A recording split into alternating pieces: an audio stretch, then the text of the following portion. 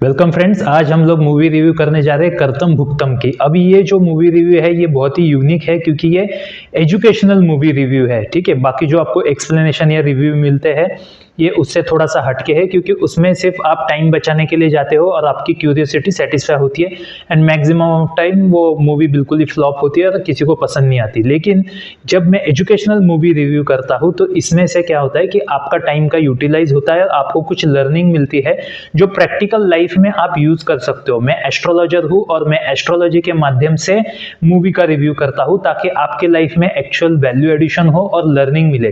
तो चलिए शुरुआत करते हैं। मैं आपको मूवी शॉर्ट में बता देता हूँ कि उसकी स्टोरी क्या है और उसमें से लर्निंग क्या है और प्रैक्टिकल लाइफ में हम लोग क्या अप्लाई कर सकते हैं।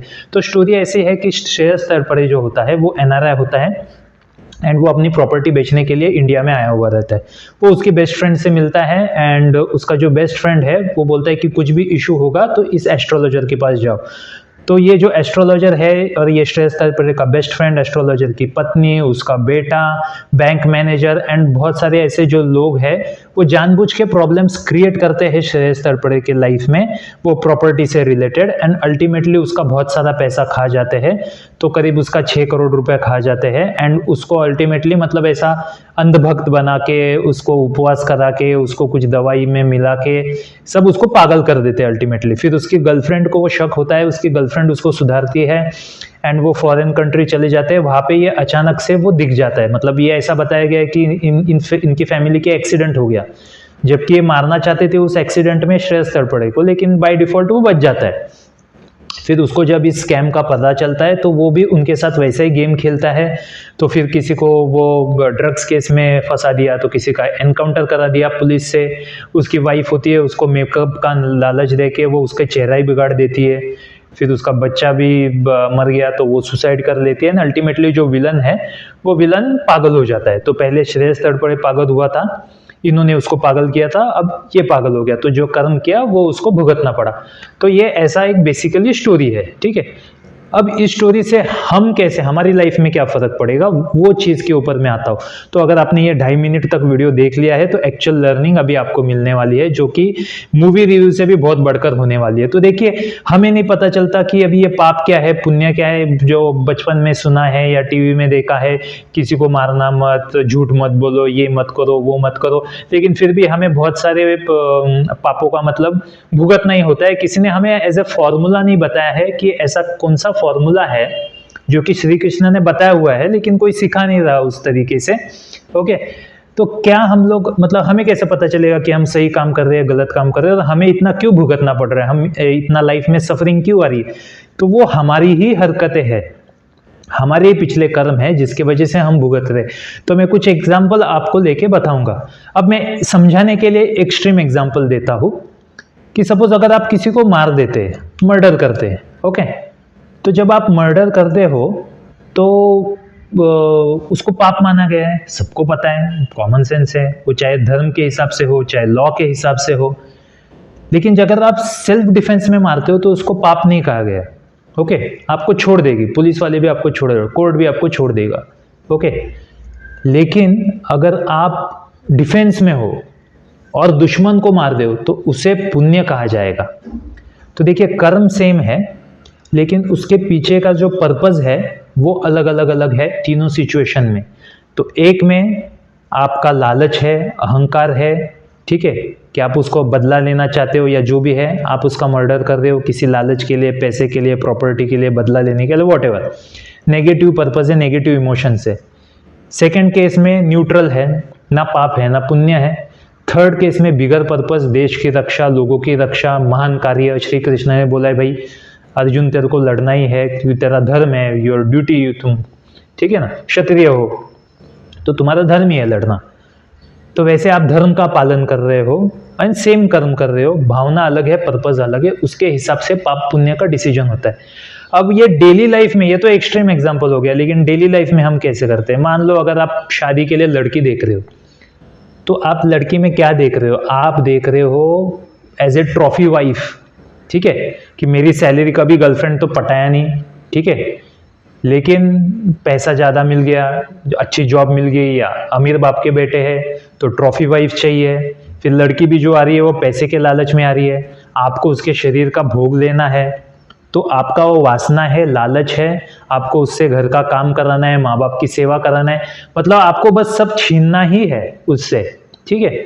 तो जब ये भावना है ना, वो सेल्फिशनेस वाली, वो लस्ट वाली, वो वासना वाली, ठीक है, तो वो क्या होता है, उससे वो कर्म आपका बुराई हो जाता है, एंड फिर केसेस हो रहे हैं, एंड कॉम्पनसेशन देना पड़ रहा है, एंड फाइट्स होती है, डिवोर्स, एंड बहुत सारी चीज़ें होती है, ठीक है।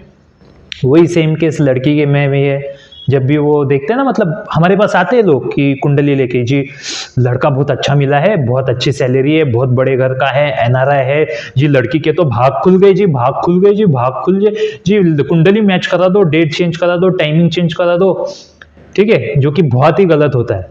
और लड़का बड़ा पावरफुल है तो पीट रहा है भाई, पावरफुल ही चाहिए था ना, पावरफुल क्यों चाहिए था आपको, दूसरे के ऊपर दोष जमाने के लिए, अभी वो आपको ही पीट रहा है। एनआरआई लड़का चाहिए था, टॉयलेट साफ करा रहे हैं, ठीक है, वो सास सारे घर के काम करा रहे हो, वहाँ पे कोई नौकर चाकर है नहीं, आदमी तो काम कर नहीं रहा, बोलता है मैं पैसे कमा के, औरतें तो घर का काम भी कर रही है, जॉब कर रही है, तो उधर जॉब करके भी घर का काम कर रही है, ठीक है। तो इतना तकलीफ है। अब वहाँ पे लालच था ना आपका, पैसे वाला लड़का, अब वो पैसा क्या आपके बैंक अकाउंट में डाल रहा है, किसी भी अमीर आदमी से करो यार, वो सब दिखावे की चीज़ है। मर्सिडीज भी दिखाते हैं ना, वो सास ससुर यूज़ करते, बच्चों को नहीं देते, उनको वैगनर ही मिलती है, प्लस कोई इज्जत भी नहीं मिलती।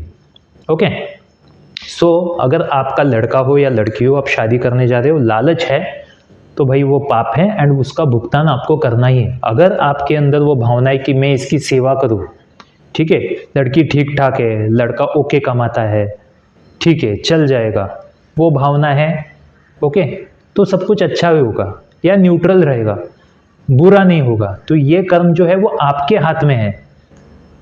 सेकंड एग्जांपल मैं लेता हूँ, कोई काम कर रहा है, तो ऐसे एक एग्जांपल था कि कोई मंदिर में पत्थर तोड़ रहा था, तो पत्थर तोड़ रहा था, तो भाई उससे पूछा गया कि आप क्या कर रहे हो, बोलते दिखता नहीं है क्या मैं पत्थर तोड़ रहा हूँ, हाँ चल निकल, पहले ही दिमाग खोटी कर रहा है, ठीक है, वो he is not liking his job. Okay, second example में वो दूसरे व्यक्ति से पूछता है कि भाई आप क्या कर रहे हो, बोलते हैं जी मैं मेरा जॉब कर रहा हूँ, तो सुबह आता हूँ, पत्थर तोड़ता हूँ, पापी पेट है, बीवी बच्चों को संभालना है, तो इसलिए काम कर रहा हूँ रूटीन। तीसरे व्यक्ति से पूछा जाता है कि तुम क्या कर रहे हो, तो वो व्यक्ति बोलता है कि जी मैं बहुत महान काम कर रहा हूँ, बहुत एक अच्छी स्माइल होती है, और बोलता है कि यार मैं भगवान का काम कर रहा हूँ, भगवान का घर बना रहा हूँ, ठीक है, ये मेरा सौभाग्य है कि मुझे भगवान का घर बनाने का मौका मिला।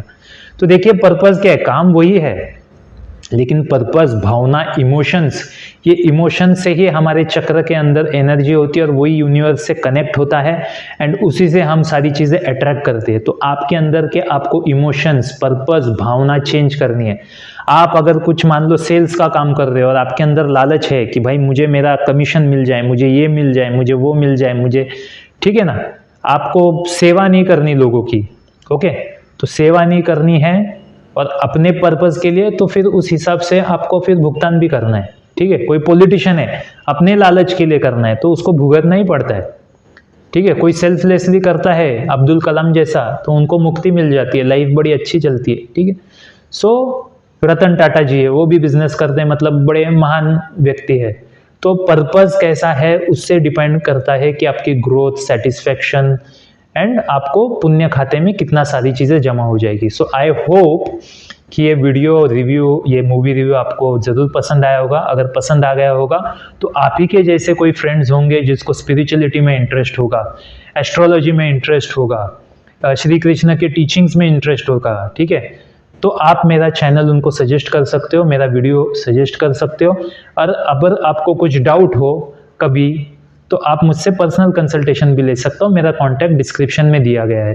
Thank you very much for watching. I think this you are my new audience, तो प्लीज़ लाइक कीजिए, शेयर कीजिए, सब्सक्राइब कीजिए। Thank you very much.